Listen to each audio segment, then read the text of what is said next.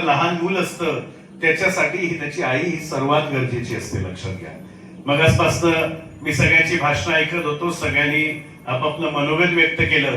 प्रत्येक खंबीर पुरुषाच्या पाठीशी आपली स्त्री उभी असते. पण मित्र, जेव्हा आम्ही लहान होतो तेव्हा मी दुसरीत असताना माझ्या आईला गमावलं. त्यामुळे कधीतरी खाली असं पडल्यानंतर सिमेंटवर, रस्त्यावर, मातीत जेव्हा आपल्याला पहिलं लागल्यानंतर आपण काका, मामा, दादा म्हणत नाही, आपण आई म्हणतो. त्यावेळेला आम्हाला समोर आमची आई नव्हती, लक्षात घ्या. त्यामुळे आम्हाला 100% माहिती असं होतं की आईचं महत्व हे आयुष्यात काय असतं.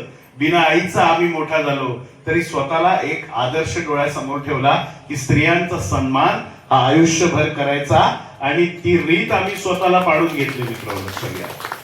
मला तुम्हाला सगळ्यांना सांगू इच्छितो, मी माझ्या वयाच्या 23व्या वर्षी माझ्या अर्धांगिनीला पाहिलं.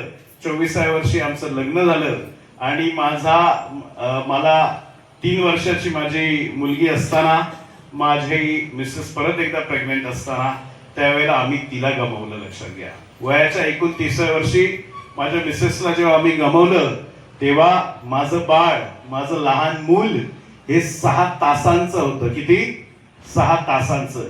पण त्या दिवसापासनं आणि आज मी तुमच्या समोर उभा आहे या महिला दिनाच्या औचित्याला, माझ्या देवीच्या या देवळाच्या पटांगणात उभा आहे.